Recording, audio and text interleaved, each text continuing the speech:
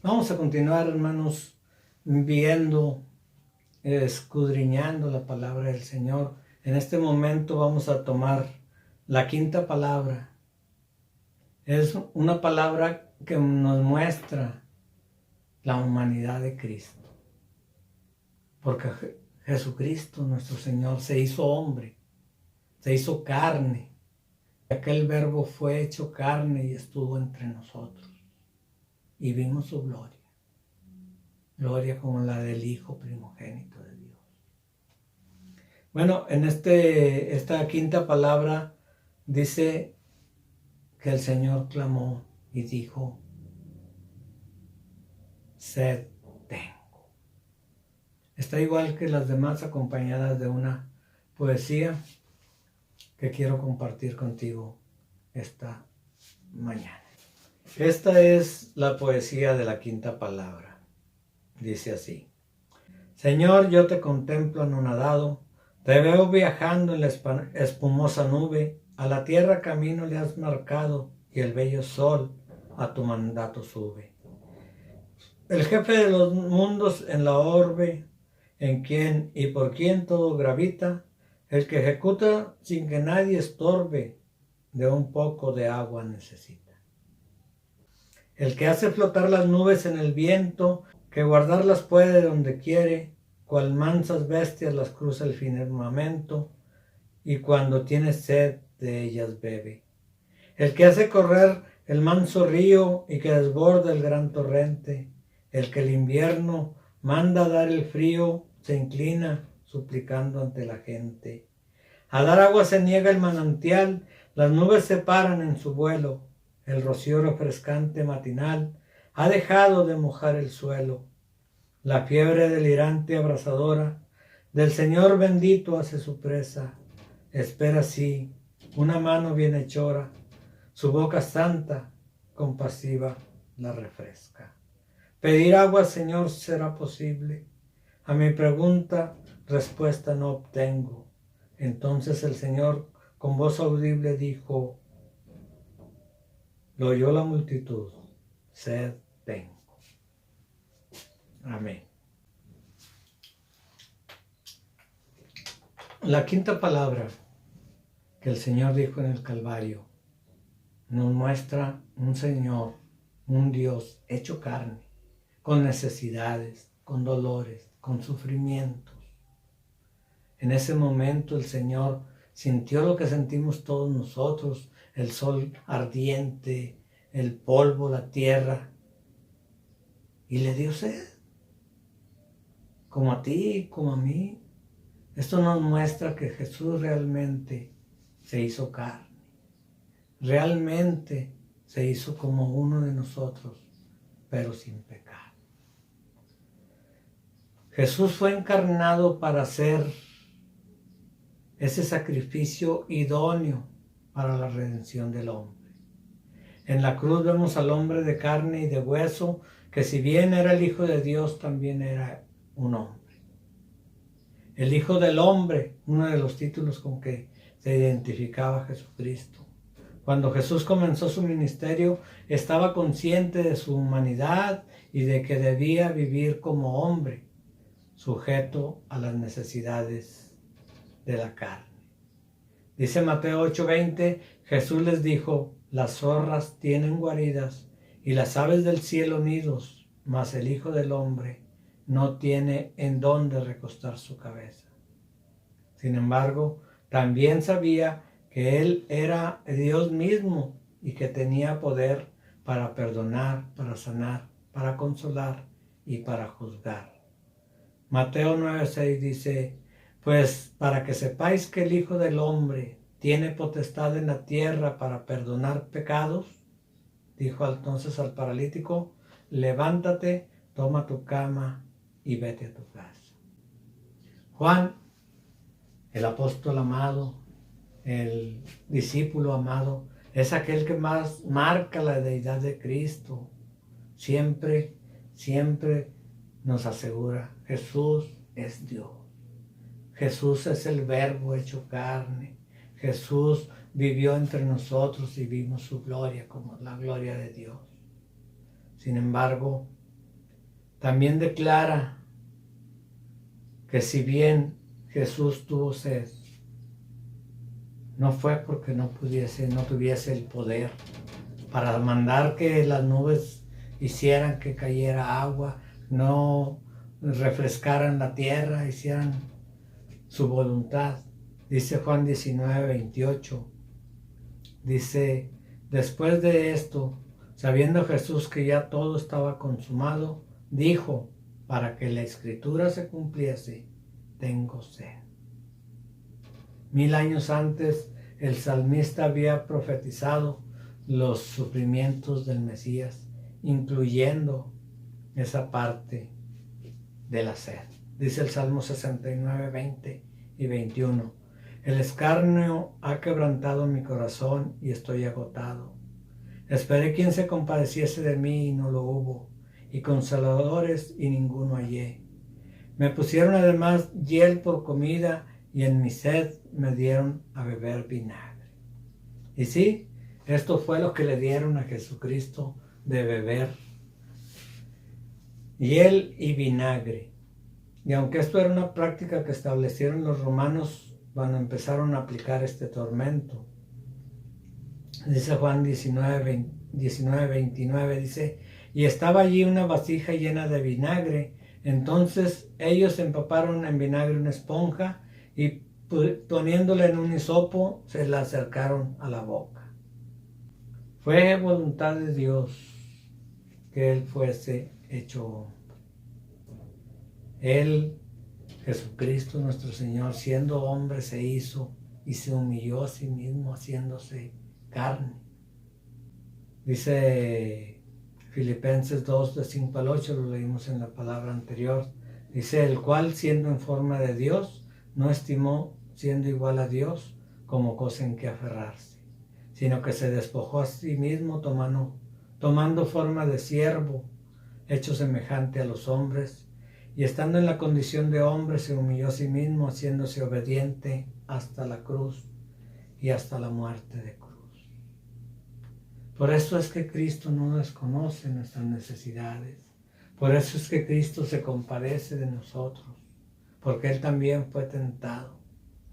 Él fue tentado y sufrió las mismas carencias y conoce nuestras debilidades, nuestras tentaciones y nuestras pruebas.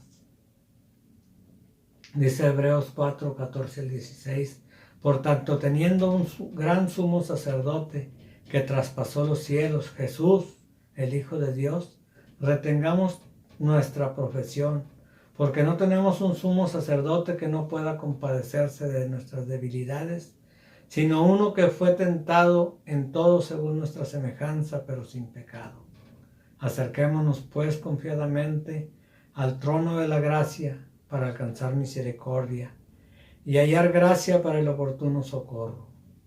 Cuando el Señor pidió agua a la samaritana, lo hizo, pero no porque tuviese esa sed, sino para que ella sintiera la necesidad de Dios.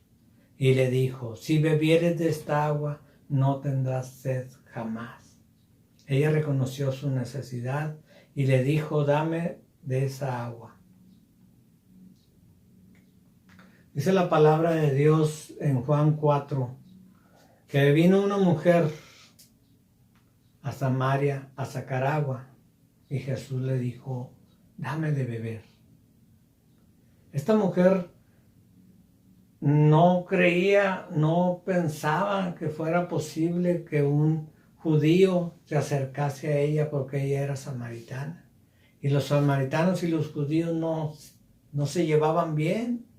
Los judíos eran el pueblo escogido de Dios. Samaria también era del pueblo de Dios, pero había sido conquistada por los asirios y habían sido llevados ídolos y habían ellos caído en la idolatría de tal manera que habían puesto sus propios templos y habían puesto sus propias sinagogas y no iban a Jerusalén a adorar a Dios en el templo de Salomón, sino por el contrario, ellos decían que no era necesario o que ellos deberían de adorar en el lugar donde habían puesto su fe. Cuando Jesús le dice, si te diera yo del agua que tengo, no volverías a tener sed jamás. Ella considera que él le iba a dar agua natural, agua del pozo. Sin embargo, Jesús le estaba ofreciendo el agua de vida eterna. Dice que respondiendo Jesús le dijo, cualquiera que bebiere de esta agua volverá a tener sed, mas el que bebiere del agua que yo le daré no tendrá sed jamás, sino que el agua que yo le daré será en él una fuente de agua viva que salte para vida eterna. La mujer le dijo, Señor, dame de esa agua para que no tenga yo sed ni venga aquí a sacarla. Hoy Cristo tiene sed y está diciendo, sed tengo. Pero no de agua de la llave, no de agua natural. Cristo sigue teniendo sed de que nosotros sintamos la necesidad de Dios. Él sigue clamando a Dios, Él sigue pidiendo, Él sigue obrando en la vida y en la humanidad, para que nosotros vengamos a Él y tomemos de esa agua viva que el Señor ha ofrecido para nosotros, para que no volvamos a tener sed jamás, sed de justicia, sed de amor, sed de paz. El Señor quiere que tú vengas a Él y que tú le pidas de esa agua de salvación y de vida eterna. Dios quiere que tú reconozcas tu necesidad,